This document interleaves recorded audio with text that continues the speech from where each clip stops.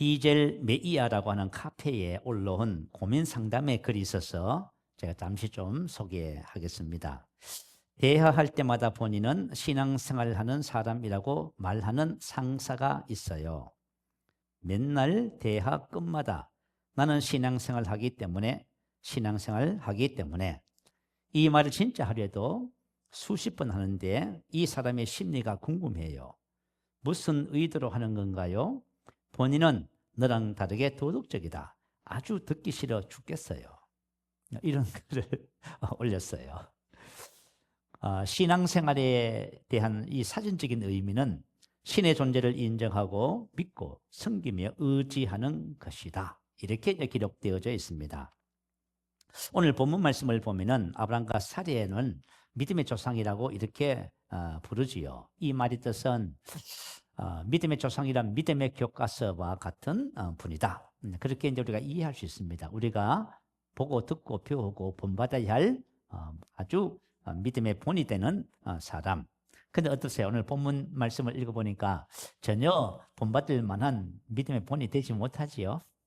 오늘 이 사건을 통해서요, 이 사례의 오해와 바른 신앙에 대해서 말씀의 은혜를 함께 나누고 싶습니다. 자, 첫 번째 사례의 오해입니다. 자, 본문 2절을 한번 보세요. 사례가 아브라함에게 이르되 여호와께서 내 출산을 허락하지 아니하셨으니. 사례 자신이 출산하지 못한 것은 누구 때문이라고 하지요? 여호와 하나님 때문이다. 이렇게 말을 하고 있습니다. 허락하지 아니하셨으니 이 말은 히브리 말로 아차르, 방해하다, 막아서 못하게 하다, 닫다. 하나님께서 자신의 태를 닫아서 출산하지 못하게 하나님께서 방해하셨다. 이렇게 이제 고백을 하고 있습니다. 하나님의 절대 주권에 대한 오해라고 볼 수 있어요. 이게 이제 사례의 첫 번째 이제 오해입니다. 하나님의 절대 주권. 여러분 어떠세요? 하나님의 절대 주권을 여러분 믿으세요? 하나님의 절대 주권이 무엇인지 우리가 정확하게 알아야 될 것 같아요. 하나님은 최고의 권위자이시며 모든 일들이 하나님의 통치하에 있다는 것이 하나님의 절대 주권입니다. 하나님의 허락 없이는 아무것도 일어날 수 없다는 것과 하나님은 자기의 의지에 따라서 모든 것을 하신다는 신앙. 이게 이제 하나님의 절대 주권에 대한 신앙이에요. 이와 같은 신앙은 하나님에 대한 최고의 오해입니다. 하나님은 모든 사건과 모든 상황을 직접 통제하신다. 여기서 여러분 모든 문제가 발생하고 하나님에 대한 오해가 이제 시작되기 시작해요. 하나님은 최고의 통치자, 권위자이시지요. 그럼에도 모든 사건과 모든 상황을 직접 통제하시는 분은 아닙니다. 제가 지난번에 이제 이런 간증을 하나 들려드렸지요.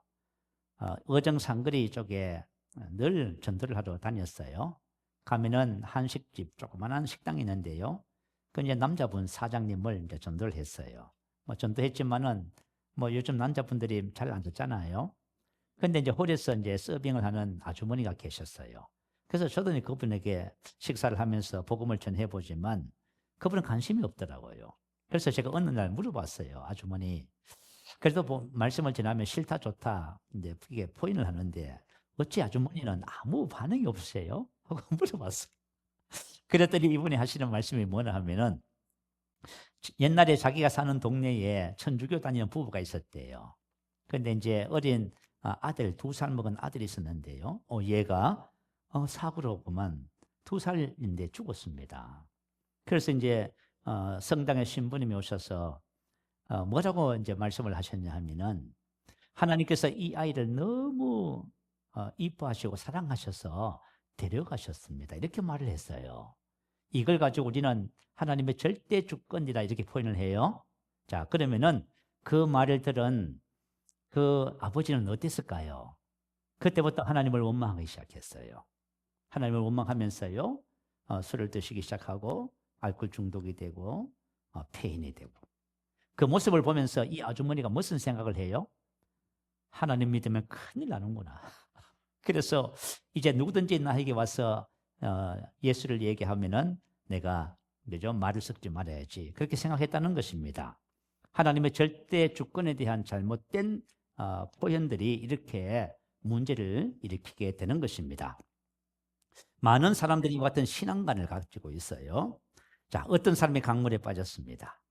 그래서 허우적거리면서 살려달라고 막 소리를 쳐요. 자, 그곳에는 스님도 계셨고요. 이맘, 처음 들어보지요. 이맘은 이슬람교 공동체의 지도자를 그렇게 부른답니다. 이맘도 계시고요. 개신교의 목사님도 계셨습니다. 자, 그것을 보고 스님께서 합장을 하시면서 뭐라고 말씀을 하셨냐 하면은 업보로다, 업보. 업보가 뭐지요? 전생에 지은 죄의 결과가 제가 나타난 거예요. 그래서 업보를 거스를 수가 없고요. 자, 스님이 그렇게 얘기하자 옆에 계셨던 이맘은 이렇게 말했습니다. 모든 것이 신의 뜻입니다. 알라의 뜻입니다. 이것은 무슨 뜻이냐면 알라의 뜻이, 신의 뜻이 이 사람이 사는 것이라면 내가 물에 들어가서 구해주지 않아도 이 사람은 뭐 할 것이요? 살 것이요. 이 사람의 운명이 죽는 것이면, 신의 뜻이 죽는 것이면 내가 가서 건져내어도 이 사람은 뭐 한다? 죽는다. 이게 이제 신의 절대 주권입니다. 자, 그러면은 목사님은 무슨 생각을 했을까요? 여러분 생각해 봐요. 자, 우리 그리스도인은 이 땅에 살아가면서 어떤 마음을 가지고 살아야 할까요? 17세 나이에 각패를 하면서 죽어가는 아들을 보고 조영기 목사님께서 이렇게 말씀을 했어요. 전생에 무슨 죄가 많아서 가난한 집에 태어나 고생을 하다가 병들어서 죽게 되는구나.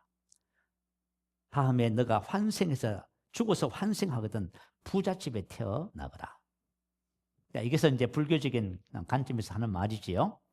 그때 이제 조영기 목사님이 성경을 보고 은혜를 받을 때 있다고 하잖아요. 뭐라고 얘기냐면은 어머니, 저 예수 믿고 삽니다. 할렐루야. 우리는 뭐 해요? 예수 믿고 삽니다. 운명론이라든가 절대 주권 그런 거 없어요. 우리는 예수 믿고 사는 거예요. 그래서 믿음이 중요해요. 자, 성경은 사례가 자녀를 출산하지 못한 것은 사례가 그저 불임 여성이든지 나이가 많든지 아니면은 하나님께서 출산을 막아서 어린아이를 갖지 못했다. 그게 아닙니다.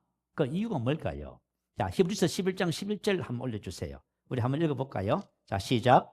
믿음으로 사라 자신도 나이가 많아 단산하였으나 잉태할 수 있는 힘을 얻었으니 이는 약속하신 이를 미쁘신 줄 알았습니다. 자, 이제 히브리서 11장 11절의 사라의 나이는 몇 살이냐 하면요, 90세예요. 오늘 창세기 16장에 나오는 사라의 이때 나이는요, 75세. 아브라함이 75세 때 가나안 땅에 들어와서 10년이 지났다잖아요. 그럼 85세고요. 그리고 이제 사례는 남편보다 10살이 더 아래입니다. 그러니까 75세가 되겠지요.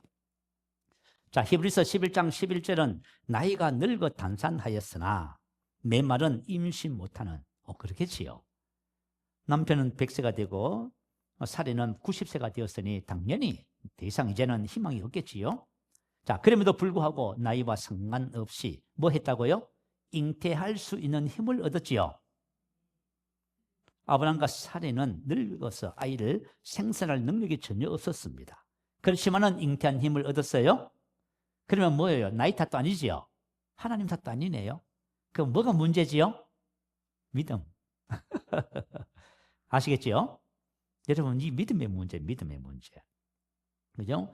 결국 사례가 75세 때 자녀를 얻지 못한 것은 누구 탓도 아닌 자신의 무엇이 문제냐면 믿음이 없어서 그렇습니다. 자, 여러분, 우리가 신앙생활을 하면서요, 이 믿음이라는 것을 좀 깊이 좀 생각을 해 보셔야 돼요. 출애굽 1세대의 비극을 함께 좀 나누겠어요. 여러분, 이스라엘 백성이 애굽에 내려가서 430년 종살이 노예 생활을 했다잖아요. 참 비극적이잖아. 그런데 하나님께서 은혜를 주셔서 모세를 통하여 그들을 출애굽 구원해 내십니다. 광야를 지나서 드디어 기업을 약속하신 가나안 땅, 그죠? 인근인 가데스 바네에 도착했습니다. 그래서 12명의 정탐꾼을 보냈잖아요. 그들이 갔다 와서 10명이 보고를 하고요. 그 말을 들은 이스라엘 백성들이 밤새 울부짖으며 원망하고 하나님을 반역합니다. 애굽으로 다시 돌아가자. 그때 이스라엘 백성들의 모습을 본 하나님이 뭐라고 말씀하시냐면 이렇게 말씀하셔요. 이 백성이 어느 때까지 나를 멸시하겠느냐? 내가 그들 중에 많은 이적을 행하였으나 어느 때까지 나를 믿지 않겠느냐. 자, 그래서 출애굽 1세는 가나안 땅, 기업으로 주신 땅을 들어가지 못했어요. 그 왜 못 들어갔어요? 믿지 않아서 못 들어간 것뿐이에요. 아시겠죠? 오늘 본문에 보면 사례가 하나님의 약속을 믿었으면 이렇게 절망하고 원망하지 않았을 거예요. 문제는 이제 뭐냐면 이 믿음의 문제예요. 그런데 갈렙에 대해서는 주님이 하나님이 뭐라 하셨어요? 그러나 내 종 갈렙은 그들과 마음이 달라서 나를 온전히 쫓았은즉, 갈렙이 뛰어나고 특별해서 기업을 차지했어요? 아니지요. 뭐 때문에? 믿음으로. 믿음으로 차지한 거예요. 자, 그래서 저와 여러분이 신앙생활을 하면서요, 하나님의 절대 주권과 저와 여러분 믿음입니다. 믿음을 통해서 우리는 하나님의 약속하신 그 절대 주권적인 은혜를 우리가 누릴 수 있습니다. 자, 사례의 두 번째 오해는 하나님의 약속에 관한 오해예요. 자, 사례가 이렇게 완곡하게 하나님을 원망한 것은 하나님께서 자녀를 주시겠다고 약속을 해서 그래요. 원래 사례는 65세가 될 때까지 임신하지 못했어요. 다시 말하면 사례가 아마 임신하지 못하는 그런 상태에 있었던 것 같아요. 그런데 하나님이 뭐 하셨어요? 약속을 하신 거예요. 창세기 12장 2절에 보면 약속을 하셔요. 그리고 창세기 12장 7절에도 약속하시고, 창세기 13장 15절에도 약속하시고, 창세기 15장 4절에 보면은 이렇게 말씀하셔요. 여호와의 말씀이 그에게 임하여 이르시되 그 사람이 내 상속자가 아니라 내 몸에서 날 자가 내 상속자가 되리라 하시고. 자, 계속해서 하나님께서 약속을 해주시는 거예요. 그런데 하나님께서 약속해 주셨지만은 10년이 지났는데 아이를 갖지 못했습니다. 그죠? 기대가 뭐로 바뀌었어요? 기대가 낙심과 원망으로 바뀌었습니다. 그래서 이렇게 완곡하게 지금 하나님을 원망하고 있는 거예요. 자, 본문 2절에 보면 이렇게 말해요. 사례가 아브라함에게 이르되 여호와께서 내 출산을 허락하지 아니하셨으니. 자, 내가 아이를 갖지 못하는 것은 하나님께서 나의 태를 닫으셨기 때문인데 이제 내가 앞으로 어떤 일을 할 것이에요? 그런데 이 모든 책임은 누구한테 있어요? 하나님께 있어요. 하면서 사례가 일을 저지르기 시작해요. 자, 사례가 어떤 일을 저지르냐 하면은 기가 막힌 일을 저질러요. 원하건대 이렇게 말해요. 원하건대 내 여종에게 들어가라. 내가 혹 그로 말미암아 자녀를 얻을까 하노라 하며 아브라함이 사례의 말을 들으니라. 자, 당시는 고대 근동의 풍습입니다. 당시에는 뭐 족장이라든가 재산을 부유한 사람들은 만약에 부부간에 자식이 없잖아요. 그러면 부인이 자신의 여종을 남편에게 처벌해 줘서 그 종을 통해서 아이를 얻으면은 주인의 아이가 된답니다. 어떻게 보면은 사례가 뭘 선택해요? 하나님의 말씀이 아니라 세상 방법을 선택하지요. 우리가 신앙생활 가만히 해보면 우리 성도님들이 하나님의 말씀보다 뭘 선택해요? 전부 세상 방법을 다 선택하는 거예요. 세상 방법. 세상은 우리에게 프레임을 줘요. 이렇게 틀이 있어요. 이렇게 해야 돼. 그걸 다 따라가는 거예요. 그래서 하나님께서 우리에게 그러지요. 그죠? 이 세대를 본받지 말라 그러시지요. 그죠? 세상 풍속을 따르지 말고, 그죠? 이 세대를 본받지 말고.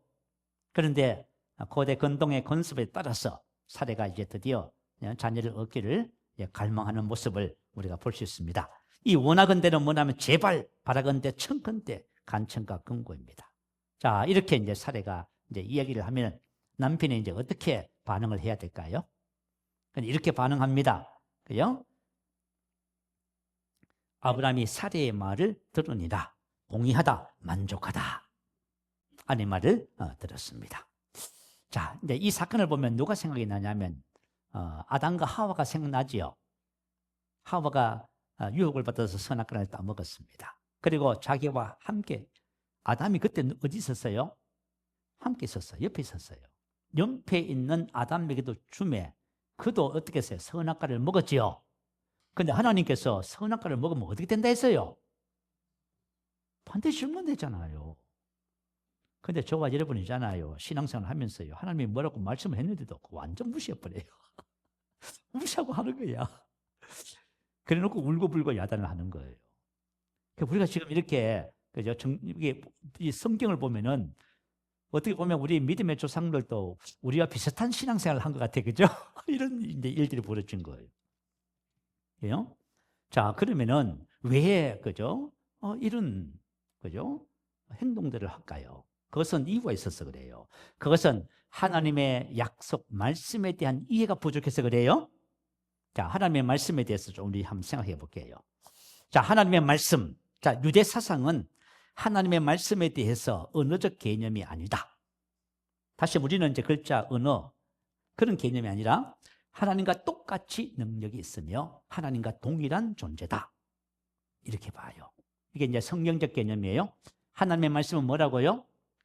하나님의 말씀 자체가 하나님이고 그 말씀 자체가 하나님의 능력이에요. 그렇게 봐요. 그래서 제가 아는 어떤 한 목사님이, 그죠? 성경을 대할 적에 어떻게 하냐면은 그냥 잠못바람으로 막 그냥 집에서 대충 그게 아니고, 그죠? 하나님의 말씀을 대할 적에는 늘 언제나 옷을, 옷매무새를 단정하게 하고, 그죠? 얼굴을 이렇게 딱 하고요. 그리고 무릎을 탁 꿇고 하나님의 말씀을 어떻게 해요? 펼쳐요.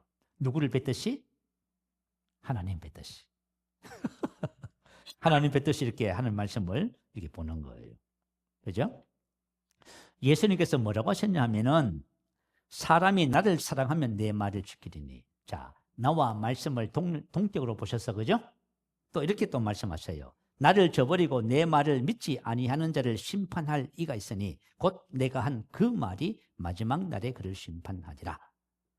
자, 만약에 예수님의 말씀을 듣지 않고 그렇게 하면은 말씀에 따라 심판을 받는데 그 심판하는 이가 누구지요?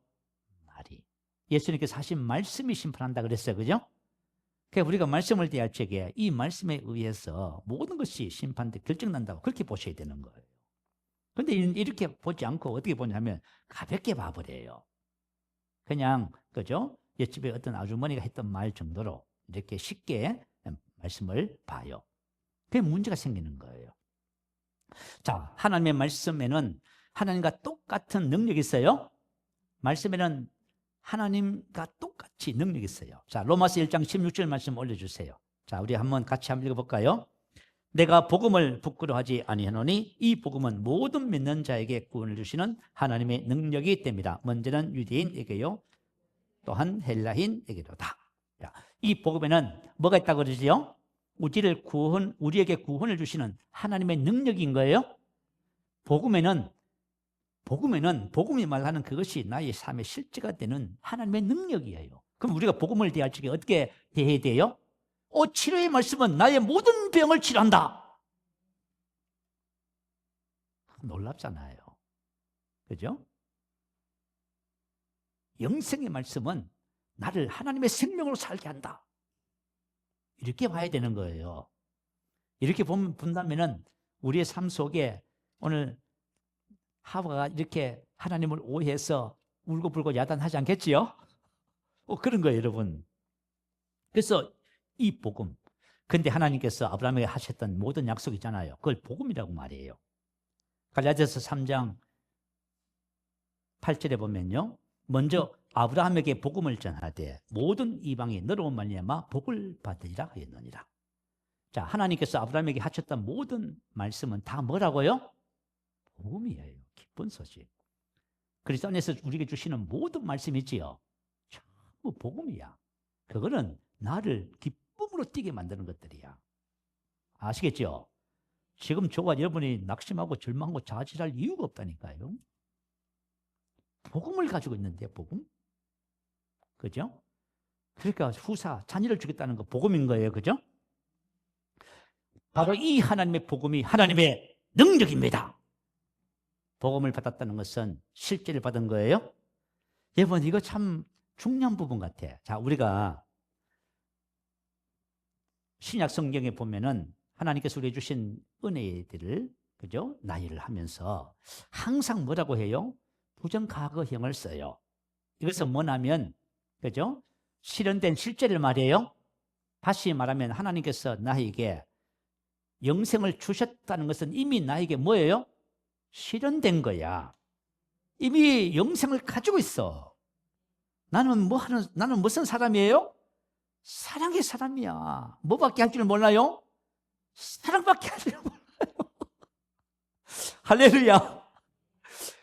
여기에 있으면 이게 하나님께 대한 오해가 시작하는 거예요, 여러분. 아시겠죠? 여호수아서 2장 9절에 보면 어떤 고백이 나오냐 하면은, 그죠? 자, 이스라엘 백성이 여리고성을 함락시키기 위해서 정탐꾼 2사람을 보냈습니다. 그런데 이게 발각됐어요.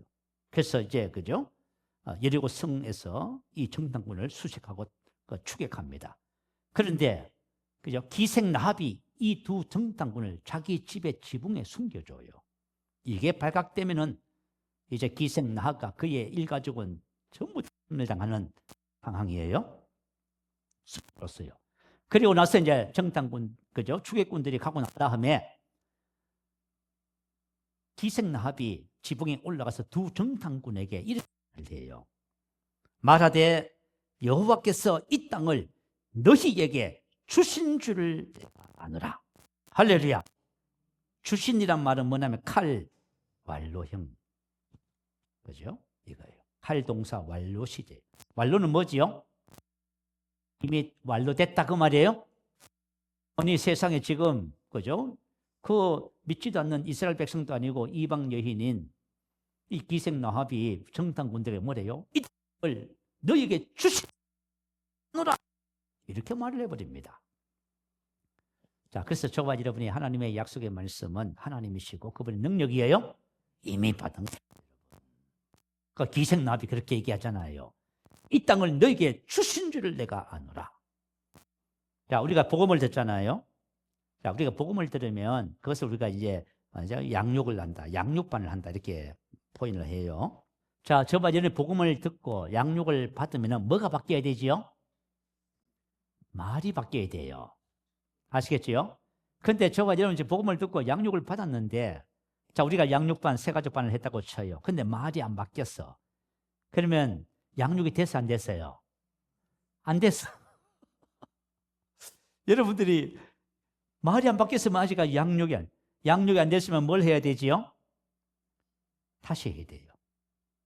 다시 해야 돼요. 오늘 본문을 보니까 하나님께서 아브라함과 사례를 양육을 하셨는데 말이 바뀌었어, 안 바뀌었어요? 안 바뀌었어. 그래서 하나님께서 뭐 하셔요? 다시 양육하셨어요. 그게 창세기 17장이에요. 뭘 바꿔주셔요? 말을 바꿔주셔. 여러분 말이 얼마나 중요한지 몰라. 말한 것을 갖게 된다 하지요. 말이 믿음을 가지는 비밀이에요. 이 바꿔주시는 거예요. 그래서 복음은 우리를 구원하시는 하나님의 능력입니다. 그런데 복음을 받은 저와 여러분이 만약에 방황하고 낙심한다면요, 복음이 나를 구원하는 하나님의 능력임을 잘 이해하지 못해서 그렇습니다. 여러분, 우리가 고린도전서 1장 18절에 보면 십자가의 도가 멸망하는 자들에게는 미련한 것이요 구원을 받는 우리에게는 하나님의 능력이라 하지요. 십자가의 도, 예수님이 십자가에 죽으실 때에 저와 여러분도 함께 십자가에 죽었습니다. 이게 십자가의 도예요. 이 십자가의 도가 저와 여러분을 구원하는 하나님의 뭐라고요? 능력이요. 내가 십자가의 도를 가지고 있잖아요. 그러면 어떤 일이 벌어질까요? 십자가의 도는 저와 여러분 옛사람이 죽은 거예요. 율법과 율법의 저주에 대해서 세상에 대해서 죽은 거예요. 우리가 고린도후서 5장 17절에 보면 이전 것은 지나갔으니라고 하지요. 이게 뭐예요? 십자가의 도예요. 이전의 모든 것은 죽어서 없어져 버렸습니다. 한 성도님이 이 말씀으로 양육을 받았어요. 그런데 이분에게는 공황장애가 있었어. 그런데 양육을 받았지만 여전히 두려움에 고통을 받고 있었어. 어느 날 공황장애가 오면은 이렇게 두려움이 스물스물 올라온다면서요. 어느 날 두려움이 이렇게 스물스물 올라오는 거예요. 그런데 그때 뭘 깨달았냐면 이건 내가 아닌데? 이걸 알았어. 네가 아닌데? 자, 하나님께서 우리에게 주신 것은 두려워하는 마음이 아니라 능력과 사랑과 건전한 생각에 영을 주신 거예요. 그래가지고 그분이 뭐예요? 이 공황장애 스물스물 올라오는 두려움, 이건 내가 아닌데? 거절하기 시작했어요. 올라올 때마다 거절해요. 내가 아니야. 나는 담대한 사람이야. 내가 아니야. 그랬더니 어떻게 되세요? 공황장애 없어져 버렸어요. 여러분 만약에 고질적인 두통이잖아요. 여러분 그 죄와 질병과 모든 저주가 다 죽었어요. 아시겠죠? 여러분 십자가의 도를 알면 어떻게 할 거예요, 여러분? 두통은 내가 아닙니다. 두통을 쫓아내야 돼요. 그러면 여러분이 어떻게 돼요? 하나님의 능력을 경험하는 거예요. 하나님의 능력을 경험하는 거예요. 여러분 우리가 복음을 알면은 그게 바로 복음이 바로 하나님의 능력이고 바로 복음은 저와 여러분에게 이미 주어진 실제입니다. 자, 복음은 모든 믿는 자에게 구원을 주시는 하나님의 능력입니다. 이걸 여러분들이 꼭 마음에 새기시기 바래요. 복음을 가진 자는 오늘 이렇게 사례처럼 이렇게 하지 않아요. 하나님이 얼마나 답답했으면 오래 기다리셨다가 창세기 17장에 딱 들어서 나타나셔서 다시 교육식 양육하는 거예요. 좀 이따 나눌 거예요, 그거. 한 권사님의 오해에 대해서 좀 나눌게요. 시골 교회에서 권사님이 하루는 이제 장로님 댁에 급한 일이 있어서 장로님 댁을 찾아갔어요. 본체가 있고 끝에 보면 사당체 끝방 있잖아요. 근데 보니까 사당체 앞에 신발 두 켤레가 있어요. 장로님 신발하고 보니까 목사님 신발이야. 그래서 이제 사당체로 이제 갔는데 안에서 소리가 들리더래요. 그래서 권사님이 멈춰서서 소리를 들었어요. 소리를 들었는데 장로님이 보니까 그저 조금 이렇게 안에 보니까 주전자가 있고 잔에다가 뭐 허연 걸 떨어 놓고 장로님이 뭐라고 하냐면 목사님 먼저 한 잔 드세요. 그러니까 목사님이 또 뭐라 그래요? 장로님이 연잔자니까 그래 장로님이 먼저 드셔야죠. 목사님 드세요, 장로님 드세요. 권사님이 바깥에서 그 소리를 듣고 가슴이 쿵 내려앉았어. 세상에 목사하고 장로가 대낮에 막걸리를 받아놓고 서로 먹는다고 저러고 있구나. 앞으로 우리 교회가 이제 큰일 났다. 이제 망하겠다. 그래가지고 권사님이 그때 결심했어. 목사님을 쫓아내야 되겠다. 그래가지고 교회 모임을 갖는지 무슨 사역을 하면 전부 다 이 권사님이 목사님이 하는 모든 걸 다 반대하고 방해를 하는 거예요. 그래서 한 번은 제적해가지고 해서 모였어요. 그래서 장로님이 그죠? 너무 권사님이 그렇게 하니까 답답해서 물었어요. 아니 권사님이 왜 그러시냐고 하고 물었더니 권사님이 뭐라고 했냐면 그때 몇월 며칠 언제 그때 목사님과 장로님이 그 장로님 방에서 막걸리 받아놓고 그래서 목사님을 쫓아내겠다 생각했다. 그 장로님 뭐해요? 박장대소하면서 웃었어. 권사님 염소 젖짜서 내가 목사님 여러분 우리가 오해하잖아, 그죠? 오해하면 이렇게 되는 거예요. 이 오해가 사실은 무서운 거예요. 자, 부활의 아침에 자, 주님 부활하신다고 했잖아. 죽은 자 가운데서 3일 만에 부활하시는 거예요. 근데 해필이면 부활절 아침에 막달라 마리아와 다른 마리아 여러 여인들이 예수님의 시신의 향품을 받으려고 준비를 해서 이른 아침에 무덤을 찾았어요. 무덤을 찾으면서 고민하는 거야. 그 앞에 무덤을 가로막고 있는 그 무거운 돌을 누가 옮겨주랴. 와서 보니까 돌이 굴려져 없었네요. 안을 보니까 예수님의 시신이 있어 없어요? 없어졌어요. 그래가지고 막달라 마리아가 무덤 앞에 앉아서 뭐 했어요? 땅을 치며 통곡을 합니다. 예수님의 시신을 누가 가져갔냐고. 그때 청년들이 뭐라 그래요? 왜 우세요? 라고 물었어. 예수님의 시신 어디 있습니까? 문에. 또 뒤에 예수님이 뭐라 하세요? 그죠? 예수님이 여인아 왜 우느냐고 물었어요. 왜 울지요? 예수님 뭐 하셨어요?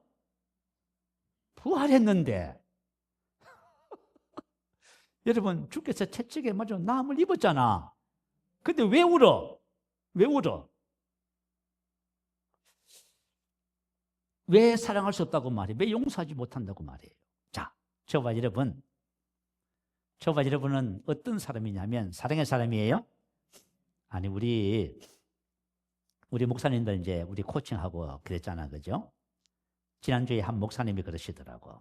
목사님이 그분이 이제 뭘 했냐면 상담 목회를 하셨어요. 그래서 상담을 하면서 목회를 하는 그런 사역을 했어요. 그래서 이 복음을 전해주면서 상담은 복음이 아닙니다 하고 얘기를 해줬더니 이분이 이 복음을 받아들이고 어땠어요? 실사원 그 상담을 다, 그죠? 이제 사역을 다 포기했어요. 버렸어요. 그리고 이제 옛날에 이제 뭐, 그죠? 한 10팀이 상담을 해준 팀이 있대요. 근데 그분하고 연락이 안 됐다가 이제 연락이 됐다는 거. 연락이 됐는데 그분들이 뭐라고 간증을 하냐 하면은 목사님에게 복음을 듣고 나서 왜 사람들이 상담을 하지요? 문제 때문에 상담을 해요. 그죠? 남편 알코올 중독, 자녀 문제, 이렇게 상담을 해요. 그런데 상담을 하는 모든 분들이 뭐냐 하면, 그죠? 상담을 받지만 문제는 해결이 안 돼요. 그런데 남편이 힘들게 하고 자녀들이 힘들게 하고 자기는 이렇게 힘들어하고 막 이렇게 하면서 어느 날, 그 어느 한 분이, 그죠? 이렇게 말을 하더래요. 그렇게 하고 있는 나를 보면서, 이상하다. 나는 새로운 피조물이고, 나는 뭐지요? 사랑의 사람인데? 저희들이 양육할 적에요. 새로운 피조물. 당신은 사랑밖에 할 줄 모른다고 자꾸 가르쳐요. 이상하다. 나는 새로운 피조물, 사랑의 사람이고 사랑밖에 할 줄 모르는데 난 왜 이것 때문에 사랑으로 기능하지 않고 남편을 판단하고 헤아리고 갈등하고 힘들고 왜 이러고 있을까? 그러면서 그분이 하는 말이 뭐냐 하면 자신의 모습을 돌아보니까 전혀 하나님의 자녀로 기능하지 않는 자신을 보면 자기가 뭐 했다고요? 얘기하셨다. 그래. 야, 여러분 복음이 놀랍지요?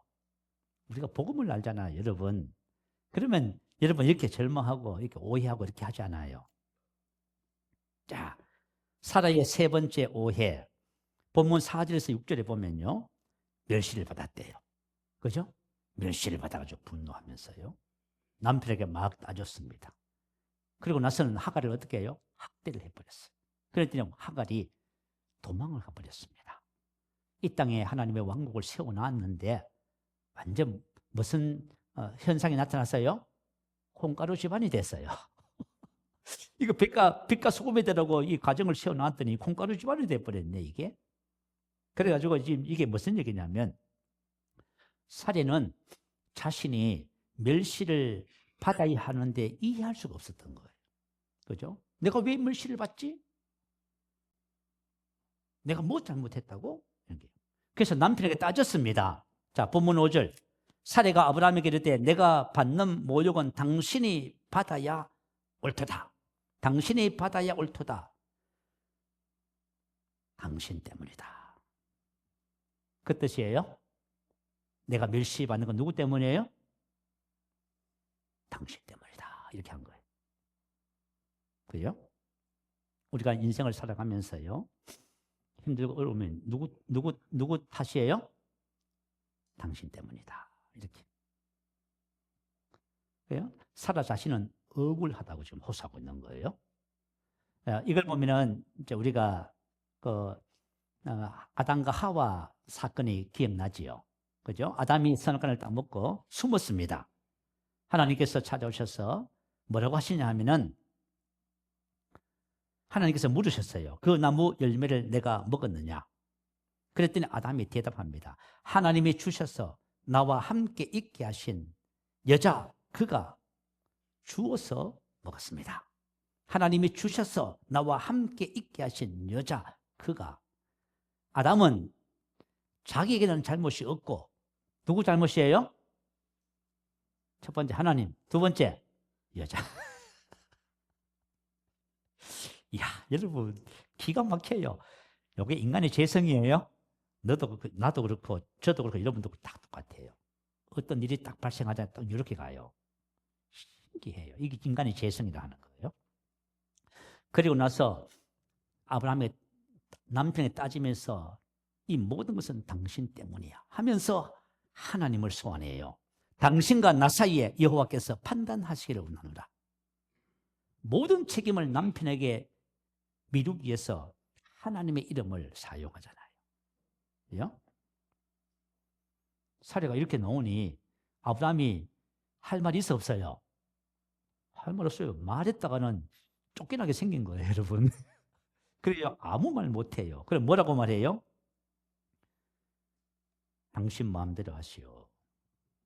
그래 된 거예요. 그죠? 그래서 뭐냐면 아브라함이 사례에게 이르되 당신의 여종은 당신의 수중에 있으니 당신의 눈에 좋은 대로 그에게 행하라. 이것은 원하는 대로 하라고 하는 히브리식 간용 표현이랍니다. 어떻게 방법이 없어요. 그랬더니 이제 사례가 하갈을 학대해서 이제 도망을 갔습니다. 자, 그러면 왜 사례는 멸시와 모욕을 받게 됐을까요? 왜 그럴까요? 잠언서 4장 8절에 보면 그를 높이라 그리하면 그가 너를 높이 들리라 만일 그를 품으면 그가 너를 영화롭게 하리라. 할렐루야. 그를 지혜를 하나님의 말씀을 하나님을 높이면 하나님께서 뭐 하신다고요? 너를 높이 들리라 영화롭게. 하나님은 저와 여러분을 어떻게 하기를 원하세요? 높이기를 원해요. 영화롭게 하기를 원해요. 문제 속에서 우리가 갈렙처럼 하나님을 온전히 따르잖아요. 그럼 하나님 어떻게 해주세요? 높여주셔요. 영원하게 해주셔요. 누구 탓이라고 따지고 원망하고 불평하잖아요. 그럼 어떻게 돼요? 육신의 생각은 뭐라고 했지요? 봐요. 사망을 선택한 거예요, 사례가. 저와 여러분은 어떤 상황이 생기면 어떻게 해요? 전부 사망을 선택해버리네. 이게 문제인 거예요, 이게 문제. 이건 왜 그렇게 하냐면은, 그죠? 자, 우리가 인생의 삶을 살면서 어떤 그런 상황이 벌어지면은 우리가 이렇게 오해해서 이런 방법으로 반응하면 안 됩니다. 하나님께서 사람을 세우는 원리가 있어요. 선택한 것을 갖게 하시는 거예요. 내가 사망을 선택하면 사망을 주시고 하나님의 절대 주권과 우리의 선택, 믿음이 합작해서 우리 삶을 만들어가는 거예요. 여러분 이걸 기억하셔야 돼요. 그래서 신명기 30장 19절에 보면 하나님께서 우리 앞에 생명과 사망과 복과 저주를 두었으니 하나님께서 생명과 복을 선택하라지요. 하나님의 절대 주권이에요. 생명과 복을 주시는 것은. 그렇지만 우리가 뭘 해야 돼요? 생명과 복을 선택해야 돼요. 할렐루야. 그리고 마가복음 11장 23절에 뭐라고 하시냐면 내가 말한 것을 가지게 되리라. 그렇게 말씀하셨어. 그러면 우리가 뭘 말해야 돼요? 믿음의 말을 하셔야 됩니다. 하나님의 말씀을 말해야 되고요. 무엇을 심든지 그대로 거두리라. 할렐루야. 여러분 참 놀랍지 않습니까? 그죠? 아프리카 전도하면은 불의 전도라고 하는 책을 쓴 라인하르트 본케 목사님이 생각나요. 이 목사님이 아프리카 7천만 명을 구원했어요. 몇 명요? 세상에. 그분 그요 책을 보고 집회 영상을 보면요 놀라워요. 130만, 160만이 모여요. 160만 명이 모였는데 그날 100만 명이 결신해버렸어. 예수를 믿어버려요. 그런데 하나님께서 본케 목사님을 부르셨어요. 부르시면서 뭐라고 하셨냐면 내가 다른 사람을 먼저 불렀는데 그가 거절했다. 그래서 이제 이 바톤이 누구한테 왔어요?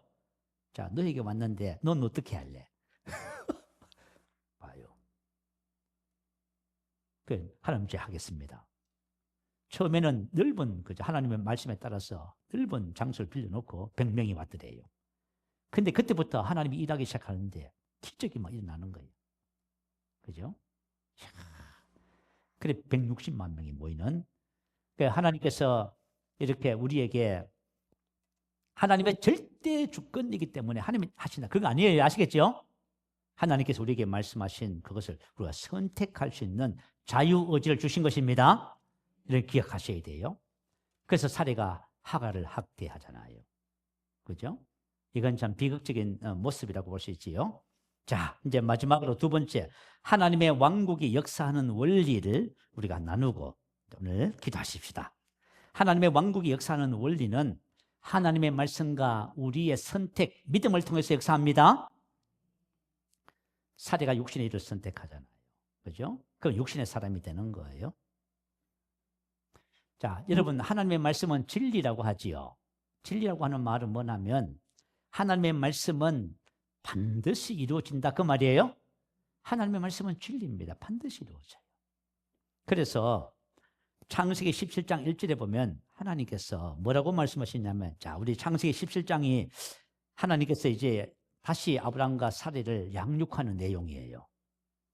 아브라함이 99세 때에 여호와께서 아브라함에게 나타나서 그에게 이르시되 나는 전능한 하나님이라 너는 내 앞에서 행하여 완전하라. 자, 하나님은 나는 전능한 하나님 엘사다이. 하나님께서 이제 자신에 대해서 구체적으로 소개하신 최초의 사례예요. 하나님이 이제 자기를 뭐라고 소개해요? 엘사다이. 이것은 뭐냐면 하나님이 약속하신 것은 자연 법칙을 초월해서라도 반드시 이루어지는 전능하신 하나님이다 그 말이에요. 하나님의 말씀하신 것은 저와 여러분의 삶에 반드시 어떻게 돼요? 반드시 돼요. 할렐루야. 그래서 하나님께서 나타나셔서 야곱에게 창세기 35장 10일 나는 전능한 하나님이다. 모세에게 욥에게 나는 전능한 하나님이다. 이렇게 나타나셔요. 자, 저와 여러분에게도 전능한 하나님으로 나타나십니다. 오늘 저와 여러분의 전능한 하나님으로 하나님의 말씀을 하셔요. 그래요? 이 시간이 되면 좀 간증을 좀 하고 싶은데 오늘도 시간이 안 된. 자, 어쨌든 제가 이제 이번 연합 집회에 대해서 간증을 좀 하고 싶어요. 제가 옛날에 청년 때, 지금부터 43년 전의 이야기예요. 참 오래됐지요. 43년? 43년에 36년 전의 이야기네요. 36년 전에 하나님께서 저에게 히브리서 11장, 히브리서 6장 4절인가 말씀을 주셨어요. 제가 한번 보겠습니다. 자, 히브리서, 참말로 이르시되 내가 반드시 너에게 복주고 복주면 너를 번성하게 하고 번성하게 하리라 하셨더니 이 말씀을 주셨어요. 그래서 제가 저희 집에 이제 제가 그죠? 액자에다가 이 성경 규지를 적어서 늘 벽에다 걸어놨습니다. 그런데 세월이 그죠? 큰 한 30년은 흐른 것 같아요. 그런데 하나님의 약속의 말씀이 이루어지는 것 같지가 않았어요. 그래서 내가 잘못 받았나 해서 이사 와가지고 그 말씀 성경 구절을 벽에 붙였던 것을 내려놔 버렸어요. 그래서 어느 날 기도하다가 다시 이 말씀을 생각해 주셔서 모양새에 다시 붙여놨습니다. 내가 잘못 받았나? 뭔가 잘못됐나? 하나님은 약속하셨으면 반드시. 네, 그랬어요. 그런데 이번에 인학 집회에 이제 갔는데 인학 집회 이제 그 찬양하는 시간이에요. 웨이메이커 길을 만드시는 주. 그 참 너무 가사가 너무 좋아요. 그죠? 주 여기 함께 하시니 나 예비해 나 예비해. 그리고 세계를 만드시는 분, 큰 기적을 행하시는 분. 그는 우리 하나님 약속을 지키시는 분. 세상에 약속을 지키시는 분. 이 그죠? 가사를 하는데 갑자기 제 눈에서 눈물이 터졌어요. 계속 눈물이 났어요. 그리고 후에도 그죠? 약속을 지키시는 분 하니까 눈물이 계속 나는 거야. 하나님이 저에게 뭐라고 하시냐면 아브라함에게 하셨던 무슨 말씀을요? 나는 전능한 하나님이다. 약속을 지키시는 분이에요? 하나님은 약속을 지키시는 분이다. 자, 여러분, 하나님은 저와 여러분에게 하신 모든 약속을 지키시는 분입니다. 약속을 지키시는 분. 그래서 제가 다시 그죠? 믿음이 생겼어요. 하나님은 약속을 지키시는 분. 그런데 여러분, 저와 여러분이 하나님이 약속을 지키시는 것을 보게 될 겁니다. 여러분도 다 이 축복 안에 들어오게 될 줄로 믿어요. 자, 하나님은 어떤 분이시냐면 하나님은 약속을 지키시는 분으로 말씀하십니다. 그리고 왕국의 역사하는 원리에 대해서 쭉 가르쳐 주셔요. 그죠? 언약을 다시, 말씀을 다시 상기시킵니다. 4절에 보라, 내 언약이 너와 함께 있으니 너는 여러 민족의 아버지가 될지라. 자, 천국이, 왕국이 어떻게 역사하냐면 말씀의 씨를 통해서 역사하는 거예요. 씨 뿌리는 부위예요. 우리 수요일 날 지금 잘 배우고 있는데 오신 분들은 지금 아마 그죠? 그 부분에 있어서 아마 장착이 됐을 것 같아요. 자, 왕국의 원리는 자, 하나님의 말씀이 핵심이에요. 말씀이 있어요. 그 말씀을 그 다음에 뭘 해야 되죠? 마음의 밭에 심어야 됩니다. 마음의 밭에 심어야 되는데 그 심는 원리가 뭐냐면 그죠? 5절에 이제후로는 내 이름을 아브라함이라고 하지 아니하고 아브라함이라고 하리니 이는 내가 너를 여러 민족의 아버지가 되게 함이니라. 그리고 살이를 살아라 하라. 그죠? 여러 민족의 어머니. 다시 말하면 하나님의 말씀을 마음에 심는 것은 우리가 호몰로기야. 하나님의 말씀을 똑같이 말하는 것에 달렸어요. 여러분의 고백에 달렸어. 여러분이 만약에 말씀과 일치하지 않는 말을 하잖아요. 그러면 하나님의 말씀이 마음에 심어지지 않아요. 계속 말하면 마음에 심어져서 믿음이 자라는 거예요. 그래서 열매가 나오는 거예요. 그래서 아브라함과 사리가 그렇게 했더니 어떻게 됐어요? 믿음을 얻게 된 거예요. 그래서 봐요. 믿음으로. 그죠? 나이가 많아 단선하였으나 어떻게 됐다고요? 잉태하는 힘을 얻었어요. 이는 하나님이 미쁘신 줄 압니다. 신실하신 하나님, 엘샤다이 하나님. 하나님께서 그걸 말씀해 주셨어요. 여러분, 정말 여러분이 신앙생활을 하면서 절대로 낙심하거나 포기하지 않기 위해서는 뭘 하셔야 되냐면 하나님이 어떤 분이신지를 먼저 알아야 돼요. 하나님은 뭐라고요? 엘샤다이. 약속을 지키시는 분. 하나님은 저와 여러분에게 주신 모든 언약, 복음에 대해서 약속을 지키시는 분입니다. 할렐루야. 이게 바로 하나님의 미쁘심을 아는 거예요.